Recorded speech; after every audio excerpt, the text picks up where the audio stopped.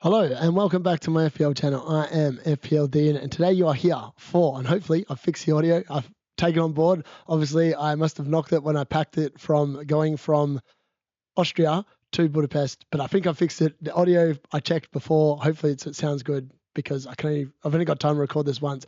I'm traveling from here tomorrow back to Australia, and then on Thursday, I'm traveling from Australia to Thailand for a week, and I've just been at the Parliament House down here, and there's some riots going on. It's all kicking off. It's actually quite funny. But you're here for FPL content, and I have a Game Week 33 special for you today. And without further ado, smash a like on the video. Leave us a comment what your strategy is for Game Week 33, because I'm going to be talking a bit about that today and what I'm going to be doing.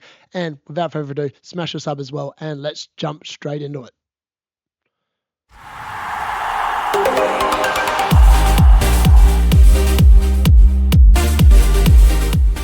So the Game Week 33 FDR is here, and we only have 6 game weeks left, and I'm away until the Game Week 34, blank Game Week 34 deadline stream, which I will be doing in Perth. I will definitely be around for that one. Game Week 33 is up in the air. All depends on how good the internet is in our Thailand hotel. Hopefully it's good. Hopefully I'll be able to join you. If I do, I'll be joining you with my missus. She'll be with me, and she'll also be joining the deadline stream, which will be a bit of banter because she'll be good fun, and she's a massive West Ham fan as well. So we can get involved with that. So the teams to target this week, ironically, I actually think Wolves, I've got Man United on here because they're showing up as green this week with the Wolves fixture, but I actually think the Wolves are it's actually better for them than it is Man United. Judging on how the Europa League goes on Thursday, very much an up in the air. Forest are also on here, even though their fixture isn't a green one. I actually think that Tottenham, they got spanked after the Europa League against Wolves. I can't see Forest doing poorly against them. So for me, I actually think Forest are a team to target this week as well. Obviously, Arsenal have the double game week, Ipswich away and Crystal Palace at home. The good news is the Champions League, the next round, is not until after Game Week 33. Game Week 34. So in reality, we shouldn't have to be worrying about benchings. You wouldn't have thought so, and they still do need to wrap up that top 4 berth. So hopefully that means there'll be less rotation in Game Week 33, but there's no guarantee. Manchester City and Aston Villa obviously have the double as well, and they play each other within this double. Again, I don't know if that makes it good for Manchester City or Aston Villa. Aston Villa's double is actually quite hard. They've got Newcastle United and Manchester City, and obviously Manchester City have Aston Villa at home, but they have Everton away. And Everton, as we've seen on the weekend, got that very good result against Nottingham Forest, not to be discounted. And Liverpool, obviously, they have an amazing fixture this weekend. They have Leicester. And obviously, I have missed out West Ham here, but that is because of the fact that, I haven't been convinced by the Hammers' form, but in reality, they probably should be on here in front of Man United. But unfortunately, that's the way I've read it. I've got them on there, but those are the teams you need to be being aware of. Obviously, in Game Week 34, which is also really relevant because it's the week after, Arsenal, Aston Villa, Manchester City, and Crystal Palace don't have any fixtures. So you need to be planning for that, which leads me on to my updated chip strategy. So, Game Week 30, 31, 32, out of the way, well, almost out of the way, 32 still ongoing. Hopefully, my bench boost has been an absolute disaster. So hopefully you played a different chip and not your bench boost, or you had your bench boost and you had like a Ryan Ait-Nouri or a Cunha or a Strand Larsen or whatever as part of your bench boost. Would have been a lot better, but for me, it didn't work very well. Obviously, in double Game Week 33, there is the chance that I could pull out the triple captain. It just depends on how confident I am that Saka starts both games. And if I don't think he's going to start both games, there's really no way in the world that I can play my triple captain this week. Marmoush is potentially an option, and we'll have a look at his stats a little bit later on when I compare the decent captaincy shouts for this week. I could just play on Mo Salah against Leicester. That also does seem like a pretty nice fixture. And then obviously for blank Game Week 34, I won't be free hitting. I haven't loaded my team up with assets this week. I've got 7 doublers this week, which I think is going to be fine. I haven't got any Aston Villa assets, so I'm kind of hoping they have 2 dud games against Newcastle and Man City. But in blank Game Week 34, I will be making my 3 free transfers, not taking any minus hits at this point, provided there's no injuries. And I'll field exactly 11 and hope that that matches all these people that are potentially going to be using their free hit, which means that then in double Game Week 36, which hopefully does become a double, I'll then be able to play my triple captaincy chip there, where a lot of people won't have any chips available at all. And then Game Week 38, where hopefully I'm one of the very few people that are playing chips, I'll use my free hit then to target those amazing fixtures that are one-offs, and potentially it means I'll have a very good team in 38, which maybe, just maybe, might pay off. I mean, the bench boost didn't pay off in 32, so I'm hoping that these next two chips, when I do play them, do pay off, and that's essentially where I'll be going and what I'm looking at. But let's now have a closer look at some of the players that you need to be aware of for game week 33, potentially, if you're making transfers this particular week. So, double game week 33 punt, Kevin De Bruyne. He returned on the weekend with 12 points against Crystal Palace. He got a goal, he got an assist, he had an XGI of 0.85. That's the second game in a row that he has started. He also got 2 bonus points, and he's got Everton and Aston Villa. I think potentially he could be a really good shout. And obviously, Savinho got benched. Foden obviously wasn't part of the squad at all. Kevin De Bruyne looks like, he's into his final swan song with Man City. Pep Guardiola probably wants to send him off, hopefully with a little bit of flair, hopefully guaranteeing City maybe an FA Cup final win, plus maybe getting them the top 4 for next season, or top 5 now for Champions League next season. I think that potentially he could be the best shout from Manchester City that is a midfielder this week. I think he's better than Foden. I think he's better than Savinho. He's better than Doku. He's better than Grealish. I mean, he's better than Kovacic. But the only problem is you've got to pay up a lot of money for him. Now, if you've got a Cole Palmer like maybe I have, that's an easy transfer. I actually think that's a really easy transfer this week. If I was interested in taking a -4 in game week 34 in order to field 11, I think that I would actually trade Cole Palmer this week for Kevin De Bruyne. I'm not convinced I'm willing or wanting to take a -4 hit for that game week. So for me, I'm not going to be doing it. But if I wanted a really good double game week 33 punt, I think Kevin De Bruyne is the one. He's low owned, and I think that is really critical in terms of making up points, maybe beating your friends in your mini leagues, etc., etc. He's a really good shout, and I quite like him this particular game week. And then we have to talk about the Aston Villa midfielders. And look, when you compare these 3 midfielders, it's very hard to recommend anyone else other than Morgan Rogers. The stats alone tell you everything you need to know. So I've compared the last 5 game weeks for Marcus Rashford, Morgan Rogers, and Marco Asensio. Morgan Rogers obviously has 5 starts. He started all 5 games, and he's obviously delivered a boatload more points. He's actually scored more points than Marcus Rashford and Marco Asensio combined. Obviously, he is much higher owned, and prior to the last 5 game weeks, Morgan Rogers had continuously frustrated his owners to the point where they kind of sold him on wildcard, etc., etc. But now, maybe everyone is going to be buying him back. And I would expect Morgan Rogers' price to definitely rise this week. He has been in unbelievably good form. And when you compare him and the numbers and everything compared to the other 2, it makes a lot of sense why. So let's start with Marcus Rashford. He cost 6.7 million. He's gone up in price. He's only had the 2 starts out of the last 5. So again, we are seeing not just Pep roulette here, but Emery roulette. He's only scored 14 points over the last 5 weeks, which is almost an average of 3 points a game. Not ideal. He's only got the 1 goal and 0 assist over this time. He's had an XGI of 1.54 across the 5 games. I mean, the numbers aren't very good, and he is the most expensive of these 3.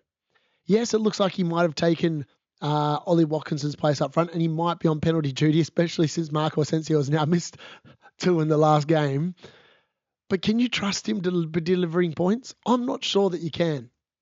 If we then have a look at Marco Asensio, he is the second cheapest, right in the middle here pretty much, 6.2 million. He scored 2 more points than Rashford over the last 5 weeks, 16 points. He arguably should have 15 points on the weekend, but he had 2. And that is because of the fact that he obviously missed the penalties.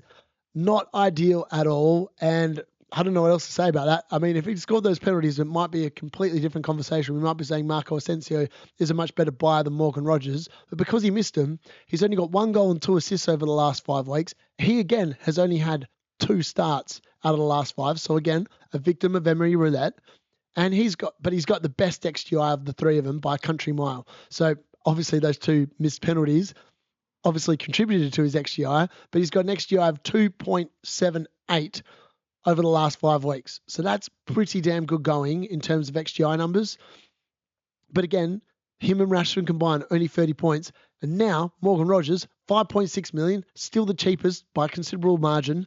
He's outscored them both combined, 35 points in the last 5 weeks, which is insane. He's got this from 2 goals and 3 assists over this time, and he's only had an XGI of 1.69. So he's massively overperforming in the last 5 weeks in the league at long last. A lot of people probably like that sold him have been like, well, where was this before when I actually really needed those points? And the other thing that has to be said, he's got 5 starts from the last 5 games. He's like an ever-present. He literally plays 90 minutes every week. And I think, with that being said, he is definitely the best pick. If you're starting and you're playing almost 90 minutes every single week, that has to be the player you obviously target. You want him to be starting both games. You don't want to have to be worrying about one of them starting Newcastle and then getting benched or not playing at all against Manchester City. Like, that's what you've got to be worrying about. And for me, I think Morgan Rogers is just a nail pick. You've just got to back it in and hope for the best. So, the captaincy choice for double game week 33, and it does get a little bit interesting here. So, I've put 3 different names in here, and they're all very different and all have very valid reasons. You could potentially go over Morgan Rogers if you think that he's a better pick than any of these 3, but I think that these are probably likely to be the 3 most realistic and probably the 3 most popular options this week. So we're going to start with Marmoush. Marmoush has been pretty damn good of late, especially since Erling Haaland's been left. I think his minutes are pretty much guaranteed. He's going to be playing 90 minutes. I would expect him to be playing both of these games from the start as well and playing the 90 minutes. Has Everton away and Aston Villa at home, so not the best fixtures, but not the worst. He's obviously got 1 goal and 0 assists from his last game, and that was from an XGI of 1.29. I think, if I'm being realistic, I think Marmoush is probably, at the moment, my favourite pick for captaincy this week. I feel like Manchester City, 5 goals when they came from 2-0 down against Crystal Palace suggested to me that the goals are coming a bit easier. And in that case, I think if they're scoring 5 goals in both games or getting anywhere near 3 to 5 in either of those games, Marmoush is going to be involved. And therefore, I would expect him to probably get 2 goals, maybe over the 2 games at the very minimum, maybe even more, which would make him probably the best captaincy shout. If we then look at Saka, he's obviously got the easiest fixtures, I would say. Ipswich at home, Crystal Palace follows then as well. But he hasn't started any of the Premier League games he's been back for, which is highly frustrating. 0 goals, 0 assists, and he only had an XGI when he came on the weekend of 0.14. I mean, he's got 1 goal, and that was obviously in his first game back, again from limited minutes. I don't think you could realistically captain him with any great faith that he's going to start both games. I would expect him potentially to start 1, and it might be the Crystal Palace game, and maybe be benched against Ipswich. I'm not sure. I think if Arsenal exit the Champions League and somehow they get that 3-0 first leg overturned this week, then potentially Saka might start both. But I just realistically, I can't see him starting both. And for that reason, I think he actually probably comes in 3rd in the captaincy shout. Then we go on to Mo Salah. And Mo Salah hasn't been in the best form of late. Obviously, he got an assist on the weekend, so that was a slight return to some more normal scoring patterns for him. He had an XGI of 0.37, so it was slightly improved as well. But he's got the easiest fixture this week. I mean, I know that Leicester made Brighton look pretty average on the weekend, and that was the second time they've taken points off them this season. But I just think against Liverpool, I can't see Leicester scoring, and I could just see them conceding multiple goals. And surely this is a week where Salah could go big. I just think that Salah potentially could outscore all of them. But because of the fact that Marmoush has got that extra fixture, I think for me, he leads the pack. I think Salah comes in second just because of the fact that Leicester are that bad. And then it has to be Saka. But if Saka was guaranteed to start both of those games, I think potentially he would then rise to the top.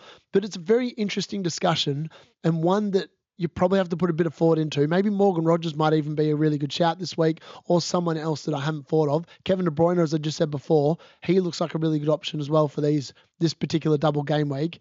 And potentially that could be something to look at as well. But I think these are definitely going to be the 3 most popular options this particular game week.